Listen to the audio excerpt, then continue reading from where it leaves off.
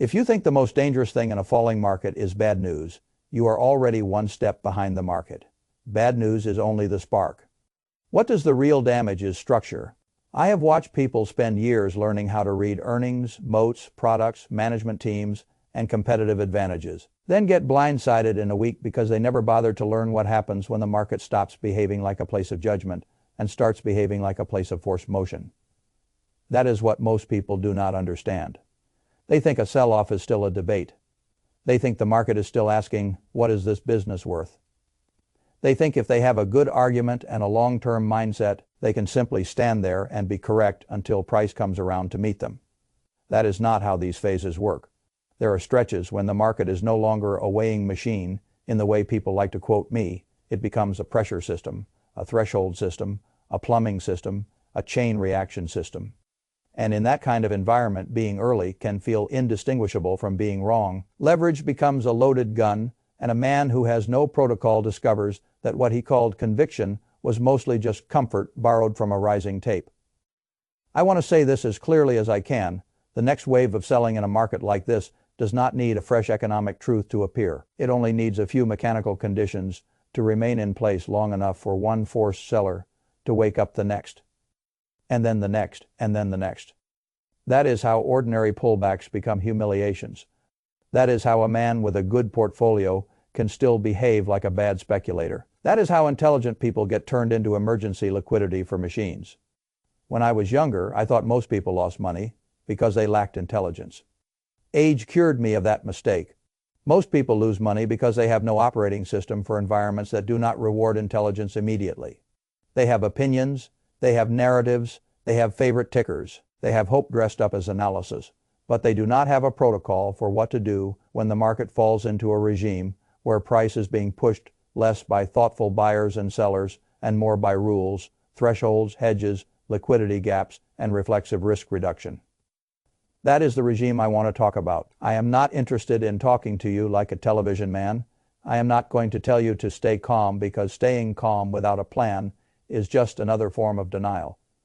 I am not going to tell you to buy the dip because a dip without a structure underneath it is just a falling object that has not finished introducing itself. And I am not going to tell you to panic because panic is what feeds the machine. I want to diagnose the environment the way I would diagnose a business. I want to tell you what kind of system you are standing inside, what kind of behavior that system punishes, and what kind of behavior it rewards. Because the biggest mistake in a period like this is not owning the wrong stock. It is using the wrong identity. A lot of people enter a machine-driven market still thinking like storytellers. They want a reason, they want a headline, they want one clean explanation they can tell themselves at dinner, but the market does not owe you a clean explanation when it is running on mechanical stress. Sometimes the market is not collapsing because investors reached one elegant conclusion. Sometimes it is collapsing because the system crossed a line. That is the first mechanism you need to understand. I call it the threshold trap. In a normal mind, a line on a chart looks decorative. In a mechanical market, a line on a chart can be a switch. There are large pools of capital that do not wake up in the morning and ask whether a business is wonderful. They ask whether price is above or below a trigger. They ask whether momentum is positive or negative. They ask whether the trend has strengthened or broken. Once those answers flip, they do not debate. They move. That is what frightens amateurs, not because the mechanism is mysterious, but because it is indifferent. A machine does not care that you waited 3 years for your entry. A machine does not care that a stock now looks cheaper than it did a month ago. A machine does not care that a company has $80 billion in cash and a fortress balance sheet. If the threshold breaks, it sells. And if the threshold below that breaks, it sells again. When enough of those systems cluster around the same levels, you get what looks to the ordinary eye like irrational speed. It is not irrational, it is rule-based pressure. And the tragedy is that retail investors tend to react to this pressure as though they are still in a conversation. They tell themselves the market is overreacting. They tell themselves the price is now obviously wrong. They tell themselves they are being brave. What they are often doing is standing in front of a conveyor belt and calling it courage. There is a difference between buying value and catching a mechanical downswing before it has exhausted itself. A great investor has to know the difference. The second mechanism is what I call the dealer mirror. This one confuses people because they imagine dealers as neutral middlemen standing off to the side. In reality, when option exposure gets large enough, the people on the other side of that traffic can become forced participants in the move itself. When the market falls and their positioning requires them to sell into weakness, the decline does not just continue, it feeds on its own reflection. Price falls, they sell. That selling pushes price lower. Lower prices require more selling. The mirror does not just reflect the move, it amplifies it. This matters because a lot of men think they can read a sell-off by watching fear alone. They think if fear is high, then the bottom must be near. Sometimes that works. Sometimes fear does not produce a bottom. Sometimes fear produces a mechanism. If the structure underneath the market is positioned in a way that forces more hedging and more selling on lower prices, then what you are watching is not just emotion. It is emotion being handed to a machine and turned into order flow. That is a very different animal. You can talk yourself through emotion. You cannot negotiate with a hedge requirement. You cannot inspire a dealer not to hedge. You cannot post a motivational quote and make a gamma-driven sell program disappear. The third mechanism is the one I respect the most because it hides under the language of safety. I call it the volatility trapdoor. A lot of money in modern markets is not trying to be heroic.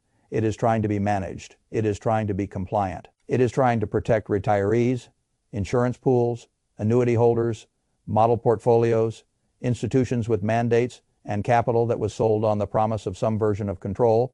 That sounds prudent, and most of the time it is. But prudence has a dark side when it is turned into a formula.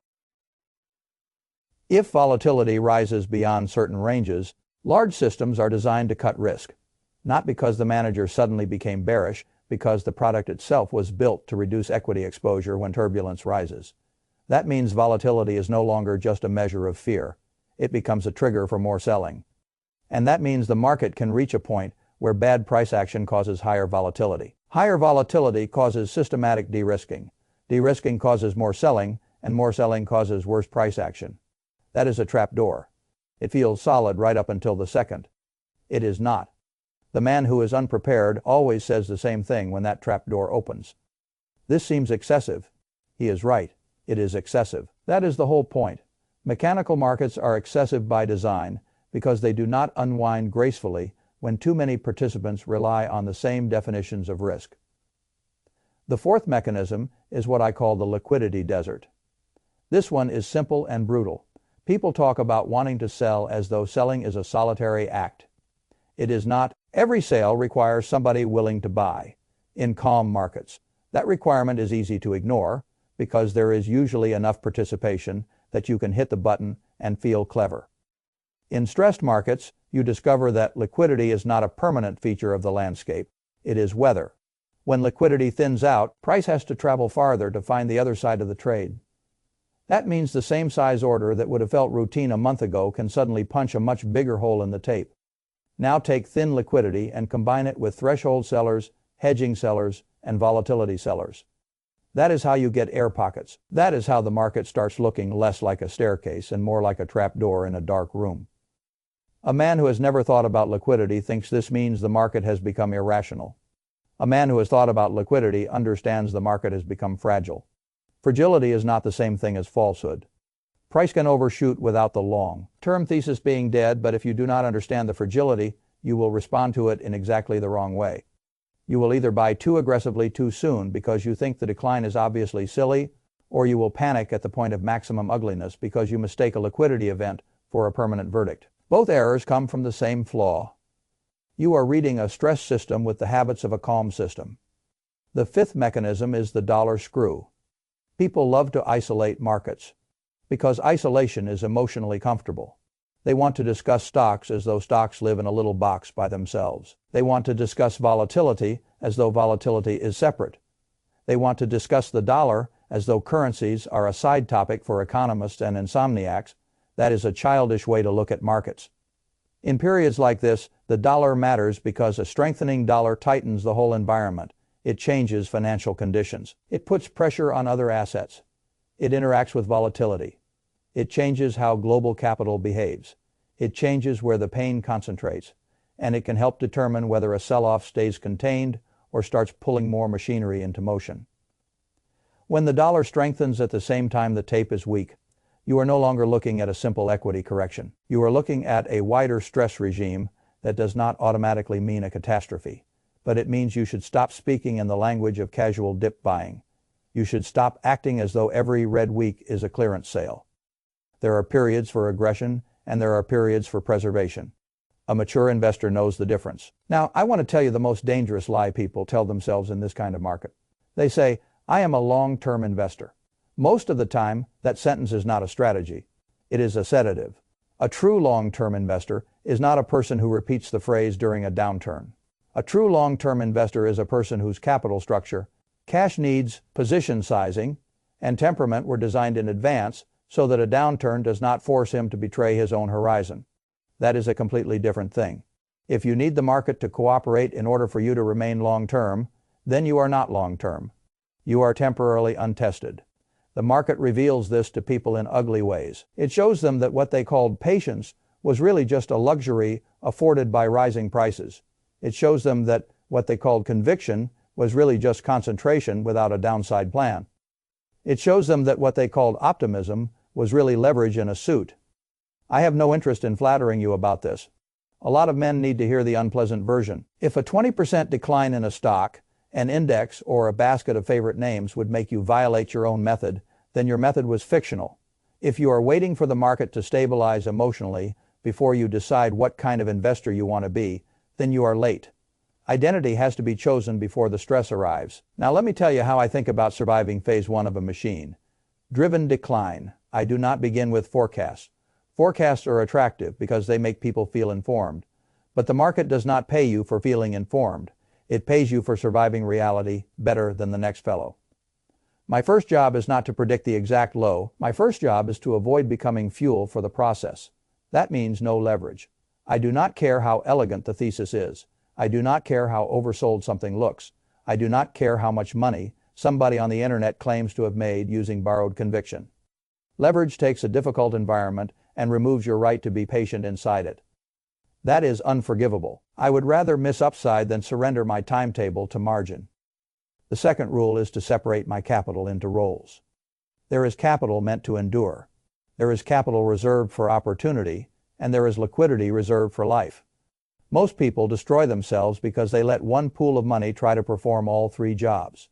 Then a sell-off arrives, life still demands cash, and they are forced to liquidate the very assets they claim they were buying for the long term.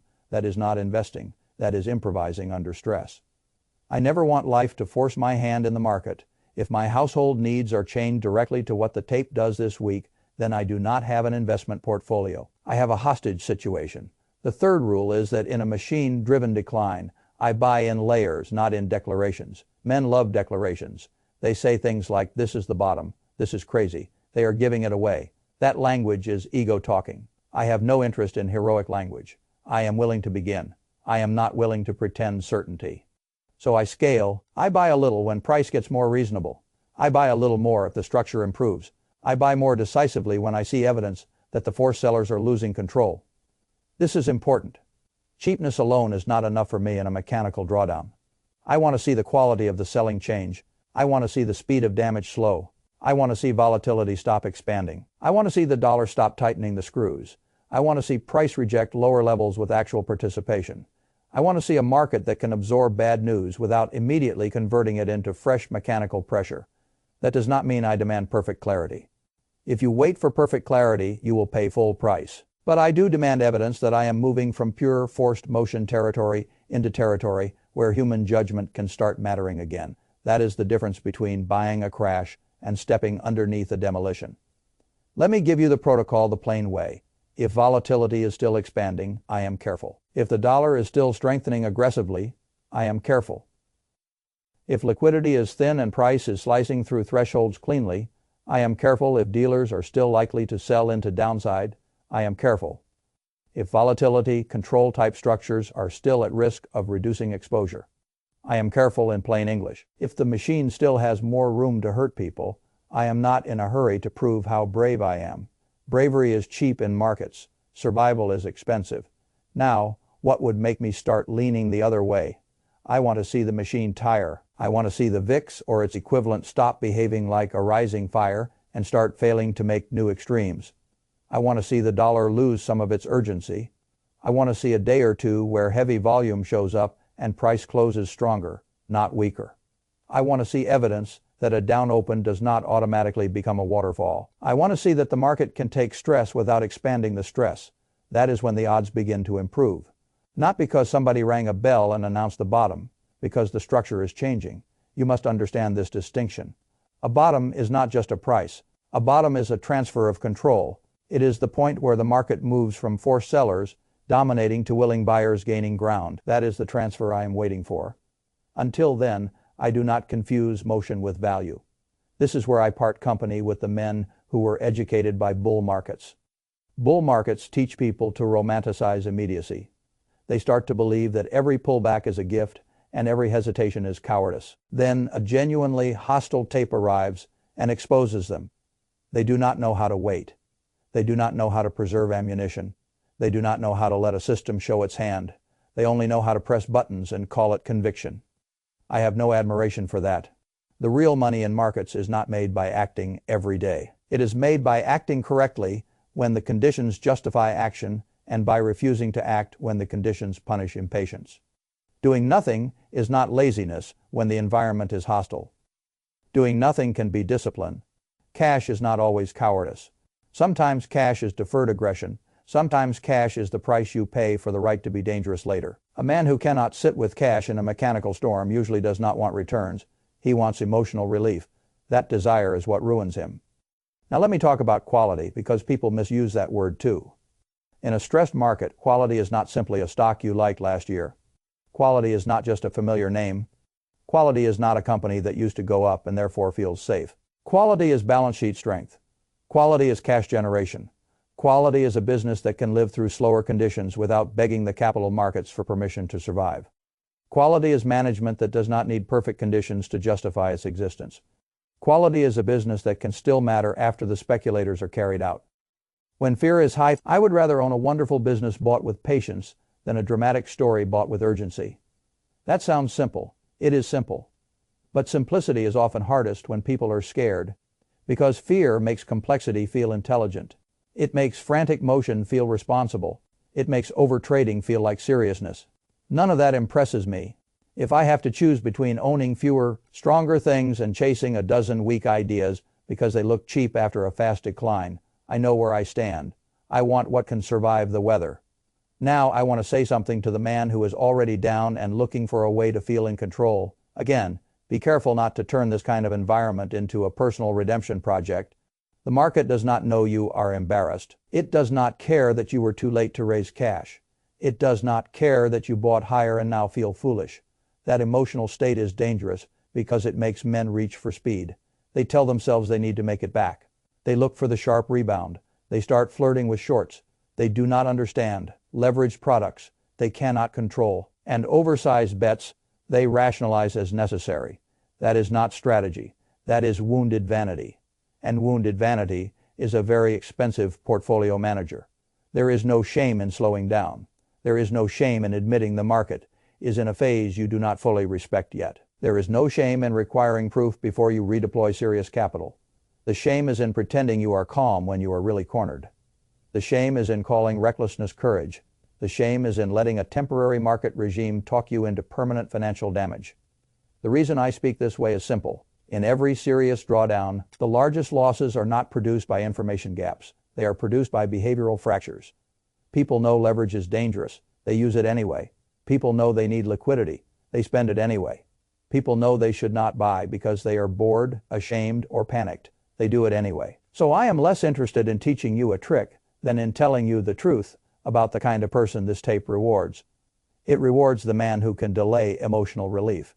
It rewards the man who can distinguish price from process.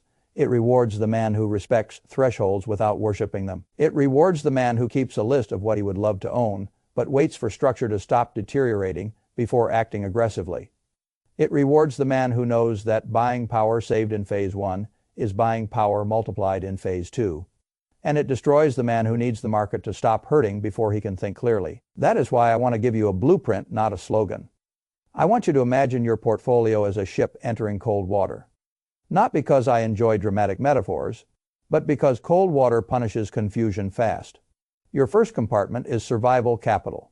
This is the money that keeps your life, your obligations, and your household independent from whatever the market does over the next several months. It is not there to impress anybody. It is there so you do not become a forced seller. Your second compartment is core ownership. These are the durable businesses or broad vehicles you intend to own across cycles because they represent productive assets you actually believe in. These are not for impulsive trading. They are for planned, measured accumulation. Your third compartment is tactical capital. This is where you allow yourself to exploit dislocations. But tactical capital is only dangerous when it is capped. It must never be so large that tactical mistakes contaminate your household or your core strategy. Once you build those compartments, your behavior changes. A sell-off no longer feels like one giant threat because every dollar already has a job. That is how adults invest. Not by improvising brilliantly, but by assigning roles in advance. I also want you to write a protocol for yourself, not in your head. On paper, I would do this if I were you. I would write down what conditions would make me add small. I would write down what conditions would make me add larger. I would write down what conditions would tell me the machine is still in charge. I would write down what position size I can emotionally and financially tolerate if the market falls another 10% from my first buy. I would write down what I refuse to do, including leverage, oversized averaging, or buying based on boredom. And then I would sign it. Why sign it? Because a signed protocol turns a preference into a contract. When volatility rises, men become negotiators with themselves. They keep moving the goalposts. A written contract prevents that. It tells the frightened version of you that the calmer version already made the rules. You do not need more opinions. You need more obedience to your best thinking. Now, I am going to tell you the sentence that matters most. The first goal in machine-driven correction is not to get rich. It is to remain intact long enough to own the rich part later. That is what people miss. They want phase 3 rewards while phase 1 mechanics are still chewing through the system. They want to buy the final low before the market has even decided who must be carried out. They want applause for courage when they should be building the right to endure. That is backwards. In every meaningful cycle, the men who eventually look brilliant usually spent the early phase looking boring. They raised some cash when others were euphoric. They avoided leverage when others were boasting. They accepted that the market could get stupider for a while. They did not need immediate validation. They needed staying power. That is a different temperament. And it can be learned if you are honest enough to admit where you are weak. Maybe your weakness is impatience. Maybe it is the need to call the exact bottom so you can feel smarter than everybody else. Maybe it is the need to always be invested because cash makes you feel irrelevant. Maybe it is the urge to double down just because the market embarrassed you. Whatever it is, find it, name it. Because unnamed weakness becomes repeated behavior. Named weakness can be managed. This brings me to the identity flip I care about most. Most men enter the market trying to be right. The men who endure these phases are trying to be anti-fragile. That is a better ambition. Being right too early can hurt you. Being anti-fragile means building a method that improves as the environment clarifies. It means letting volatility reveal prices, structures, and opportunities while protecting yourself from the part of volatility that destroys the unprepared. It means you do not need to predict the exact path. You need a process that gets stronger as the picture sharpens. That is what I would want for myself. That is what I would want for my family. That is what I would want for any young investor who has been miseducated by easy years. Before I finish, let me tell you what I would not do. I would not chase every bounce because short covering rallies are violent and seductive. I would not assume one green day means the stress regime is over. I would not blindly average down in speculative names just because they are far from their highs. I would not listen to anyone whose method begins with certainty and ends with an affiliate link. I would not confuse entertainment with guidance. And I would not build a portfolio that requires the market to be kind in order for me to stay solvent, patient, or married to my own decisions. I would also not let fear make me miss the real lesson. Because this phase, ugly as it is useful. It reveals which businesses are truly strong. It reveals which investors were only brave in warm weather. It reveals how dependent the modern market has become on threshold behavior. And it gives disciplined people a chance to study the plumbing instead of worshiping the wallpaper. You do not need to love this environment, but you do need to learn from it. Because once you see how these machine phases actually work, you stop personalizing them. You stop reacting like every downdraft is a moral judgment on your intelligence. You stop believing every bounce is a rescue boat. You stop arguing with the tape and start studying what kind of regime you are in. That change alone can save you a fortune. I want to leave you with a final test. Stand in front of the mirror and ask yourself one question. If the market dropped another 15% from here, would I behave according to a plan or according to pain? Do not answer quickly. Answer honestly. If the truthful answer is pain, then your job this week is not to find the perfect trade. It is to write the protocol that pain cannot rewrite. That is your threshold. That is your contract with your future self. Not that you will be fearless. Not that you will buy every dip. Not that you will somehow feel calm while everyone else is uneasy. Only this, that when the market becomes a machine, you will remain a steward. That when thresholds break, you will not let your character break with them. That when liquidity vanishes and volatility rises and the dollar tightens and the tape feels like a weapon, you will not volunteer your future to relieve your present emotion. If you can do that, then you do not need to guess the exact low. You only need to survive long enough to own what comes after it. And that, in markets as in life, is usually where the real compounding begins.